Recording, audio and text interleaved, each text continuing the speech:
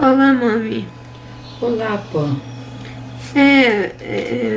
Perguntas incessantes, né?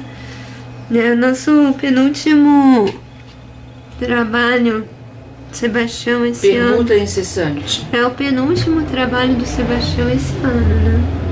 É interessante, né? Que culmina também com o penúltimo programa da série, falando sobre Evangelho, Amor e Forças Sexuais. Pam, mas só tem uma coisa. É um trabalho que você vai ganhando mais segurança, né? Certeza. Com certeza. Por que você fala isso, mãe? Porque, Pamela, a pior coisa é você ser um analfabeto na multidão.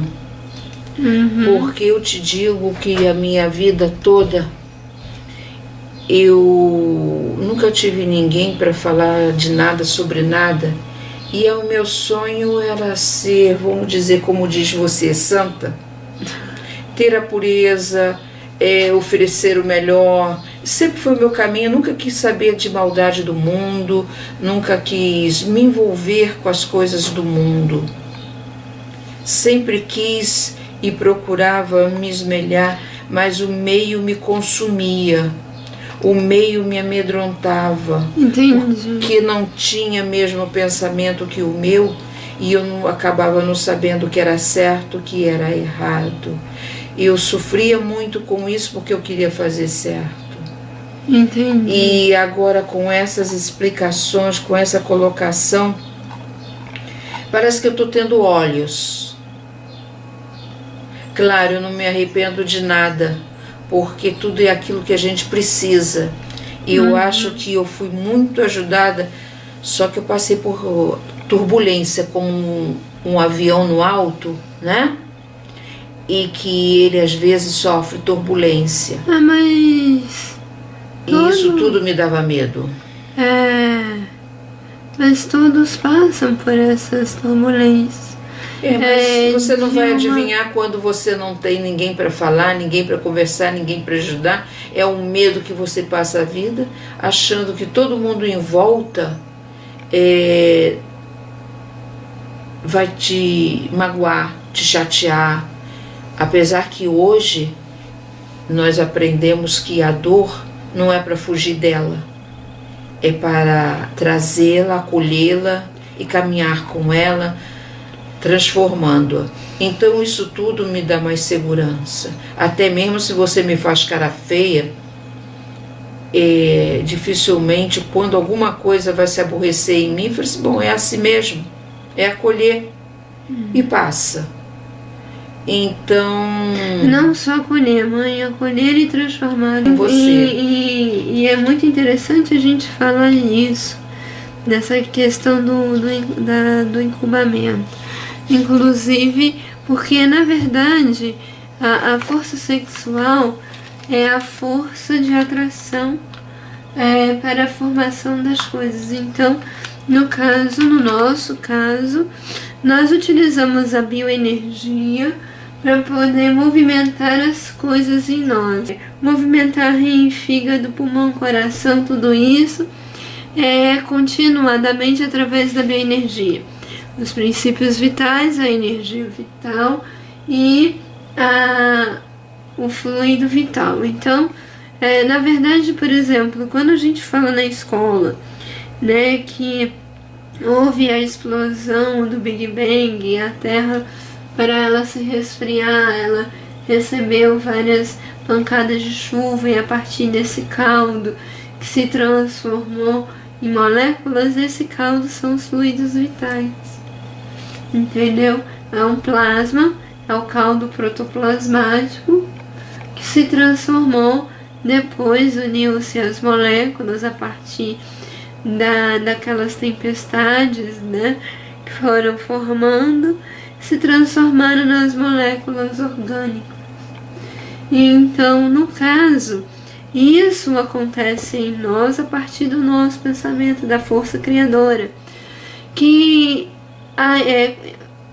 hoje, como nós estamos treinando essa força criadora em nós, aprendendo a comandar o corpo, nós estamos, vamos dizer assim, aprendendo a utilizar e necessitando de mecanismos mais densos do uso dessa energia, como o ato sexual. Inclusive o Sebastião, ele colocou da necessidade desse ato sexual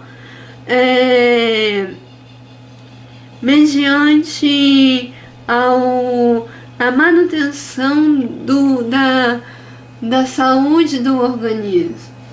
Porém, conforme você vai deixando de lado, né, vai sutilizando, vai evoluindo, você vai deixando de lado e vai trabalhando com outras coisas, com trabalhos beneméritos, com o uso do intelecto e até mesmo você saber usar o seu pensamento.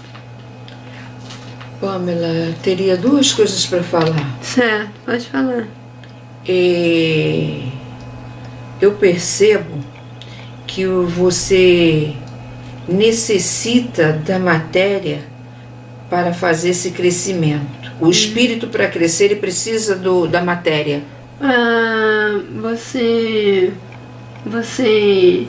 E essa pergunta é incessante.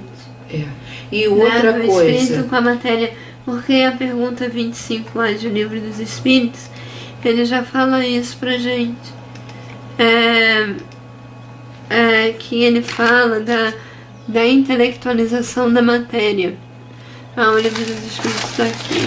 Mas a gente só fala intelectualização da matéria. Mas o espírito necessita dessa matéria. Certo, mas porque senão ele não cresce. Aqui, ó. Porque a gente pensa que vai... a pergunta 25 diz assim. Vou ler a 25 e a 25A.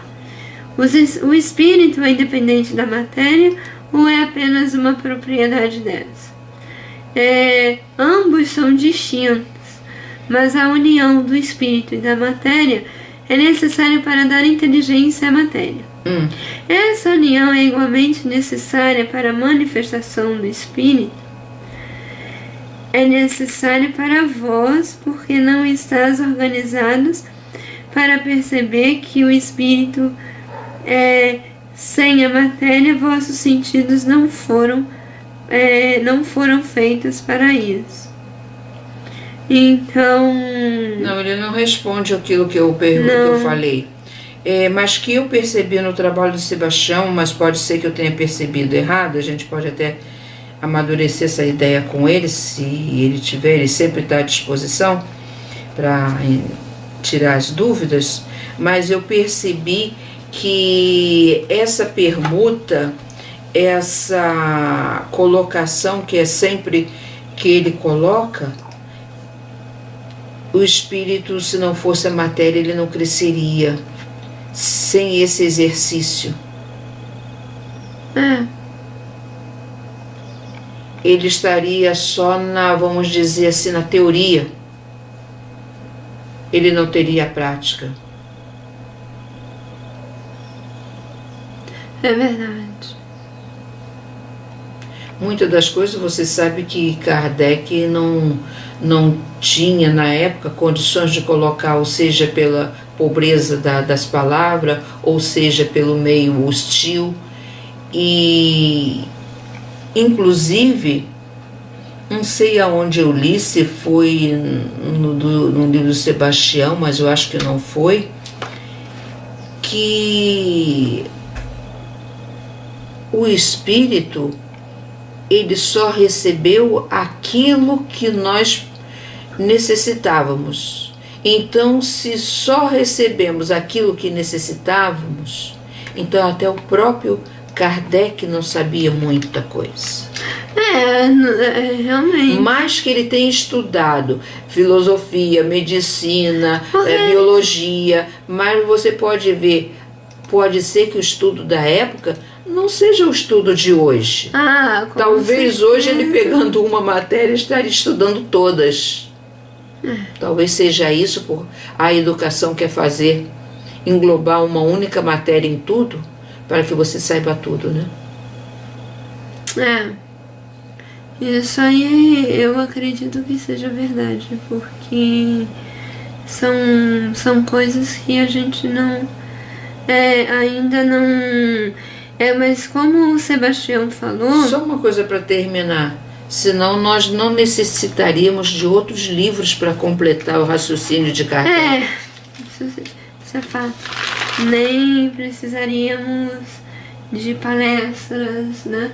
De Sebastião ideia. Camargo, o livro do Despertar da Consciência. Pois é, mas uma coisa que eu achei muito interessante, já que nós estamos assim no ritmo de final de ano, bastante interessante a gente colocar, é essa questão do saber usar a energia sexual. E você sabe uma coisa que me chamou muita atenção? Só uma coisa, você ficou muito impressionada com esse tema, né? Por quê, mãe? Da energia sexual. Por quê? Não, eu sinto que você se explode muito dentro dele, você tem... comenta muito sobre ele, né? Porque na verdade pelo que eu percebo, ele é a base para entender tudo do despertar. Ele se especializou. Ele não está mais apenas lá no princípio inteligente, na matéria elementar, ele está dando nome aos bois agora. É como se ele tivesse saído do início. Ele está avançando, entendeu? Então, são coisas assim que a gente vai colocando. Eu achei muito interessante também, uma coisa que ele incentiva a nunca deixar de sonhar. Isso eu sempre falei, né? Porque o sonho é o uso da bioenergia, é a relação sexual. Se você não sonha, como ele fala, né? Você fica frustrado e acaba se sucumbindo. Pamela, eu vou te dizer uma coisa. É claro, lógico que nós somos ainda uma matéria muito densa. É energia que nós temos que esvair essa energia para se sutilizar. Mas eu diria uma coisa a você. Essa relação mais embrutecida que nós temos, a relação sexual, ela não seria necessário nem aqui nem na espiritualidade, como o próprio Sebastião coloca, embora ele diz que seja uma coisa muito polêmica ainda para ser discutido isso. Mas supondo que isso seja real, e isso está no tema que ele coloca no dia de hoje para nós, eu acho que não seria necessário o amor. Se Deus é amor, ele se relaciona em todos os sentidos, pelos poros, pelos olhos, mas, mãe, pelo fruto, pelo mas alimento. Mas ele é necessário... Porque somos embrutecidos. Sim, não porque nós somos embrutecidos, mas é porque nós estamos envolvidos com a matéria. E a matéria... Não, porque aí você vai manter o contexto.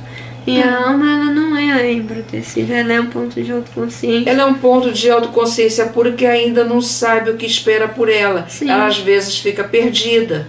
Mas uma coisa que eu achei muito interessante é você se relacionar com a natureza. Como, por exemplo, ela ainda talvez não saiba ou não consiga a se relacionar com o perispírito.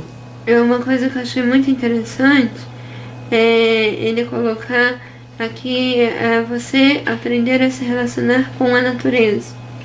E um fato que ele colocou muito interessante foi o copo descartável. O que ele quis dizer com isso é que tudo está em comunicação.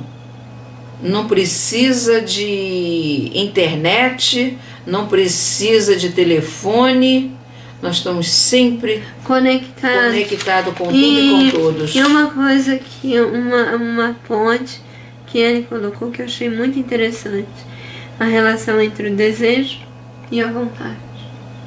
Um complementa o outro. Um complementa o outro, né? E tem como ligação o pensamento, né? Que a vontade, ela estimula o pensamento, e isso vale a pena dizer que é quando a mente estiver disciplinada, porque do caso contrário não ocorre, né? Enquanto o desejo não estiver disciplinado, isso não ocorre, né? Ou seja, a mente, porque... Mas será que não ocorre de um sentido mais esdrúxulo, mais grosseiro? Não, é porque é a mesma coisa.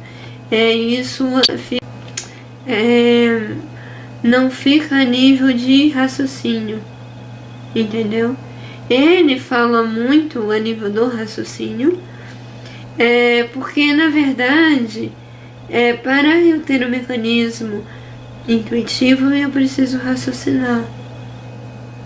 Enquanto é um treino para o processo intuitivo. Mas vale a pena a gente dizer que Sebastião, o trabalho dele é altamente intuitivo, ele leva o processo de intuição. Entendeu? Então isso é bastante interessante a gente colocar para sentir essa proposta, né?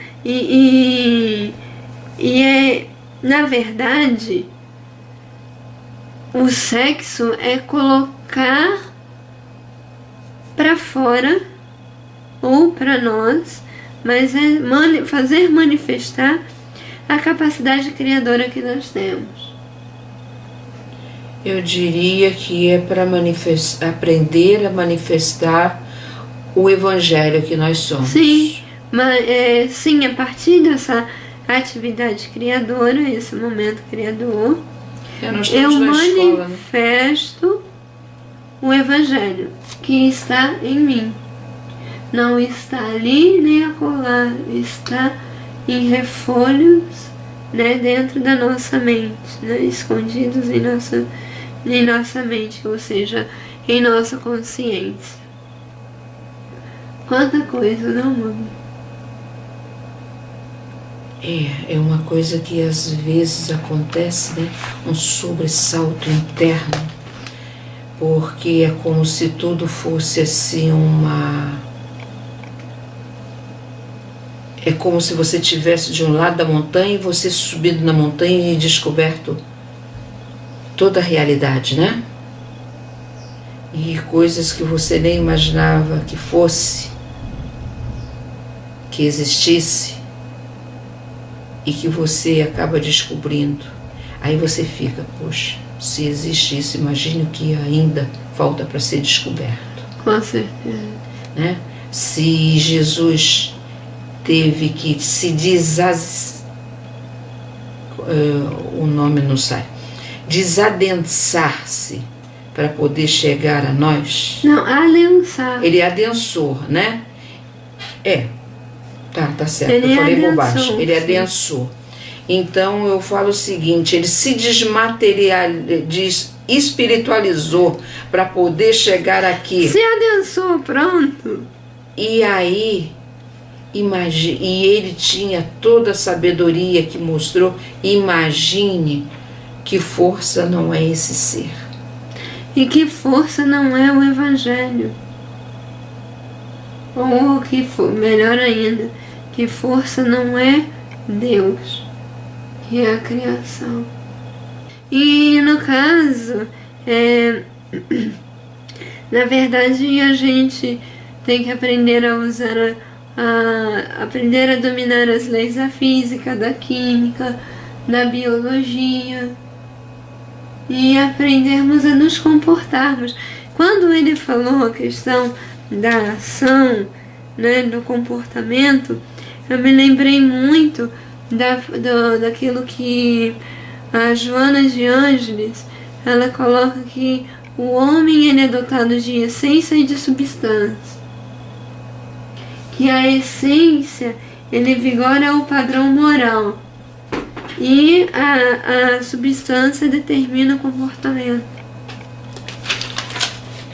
A substância já é a essência já é a sutilidade, né? Isso, é o lado moral. Eu passei primeiro, agora eu estou entendendo. A escola, né, ela trabalha a questão de você usar a substância de uma forma intelectualizada, de uma forma racional. E o lado moral, ele vai trabalhar o aspecto intuitivo, o aspecto do respeito, né? E interessante, uma coisa, né, até que os meninos falaram que a educação ela ocorre em casa, porém não dá para separar a educação da instrução. E eu anotei aqui, né, que também eu percebi no estudo dele, que por nossa grosseria, do nosso viver, acontecem as enfermidades, né? É, justamente isso. E é por isso, né, o uso, saber o uso dos alimentos, dessa prática da higiene, porque ainda não temos o domínio total da mente. Então a gente necessita. É uma energia, vamos dizer assim, rebelde, né? Sim. Verdade. Mais alguma coisa, Mônica? Eu achei muito interessante quando foi uma situação que eu passei e hoje ele trouxe a resposta, né? Se nós tivermos que tomar uma atitude, né, para buscar que menos prejudique.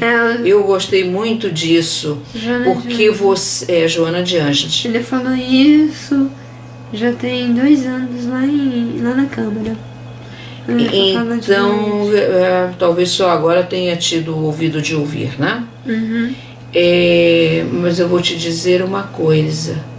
Não é que a gente deve deixar a impunidade tomar conta. É buscar a melhor maneira. Hoje eu fiquei, ontem, quer dizer, sexta-feira, nós tivemos a presença do Carvalho na Casa de Flora, onde a gente frequenta, né? Uhum. Se eu deixasse que as coisas corressem como estava, talvez hoje ele não estivesse lá na casa, né? Talvez a gente tenha que se dar a cara a tapa, né? Embora ele diz também que a gente tem que, mesmo sabendo da prática, a gente tem que colocá-la de forma sutil para não... Que Sebastião? Ele tá. Falou. Eu colocar de forma sutil, tá. Mas às vezes eu não posso atuar no contexto para não chocar. Tá, mas buscar a melhor maneira de falar, de mostrar a coisa. Então, o que foi feito na época, talvez ainda não muito perfeito da minha parte, mas naquele momento para mim foi a atitude que eu tinha a tomar, porque eu acredito que não é expulsando uma pessoa de uma casa que você vai obter a melhora das coisas. Não é você levando a forca ou dando veneno ao presidiário que você vai eliminar a arruaça, a bandidagem, o roubo. Não é por aí. E tem uma outra coisa. Mas é uma questão, Mari, desculpa que eu vou falar. É uma questão até mesmo da gente nos conscientizarmos disso, porque a gente faz isso com os nossos próprios pensamentos, os nossos próprios sentimentos. Mas nós estamos aprendendo isso agora, né? Mas isso também é válido para as relações interpessoais, porque na verdade tudo isso é um reflexo de como eu me relaciono internamente. Tem uma coisa que eu achei interessante, eu não me lembro aqui direitinho, né, porque há tantas informações que o Sebastião colocou.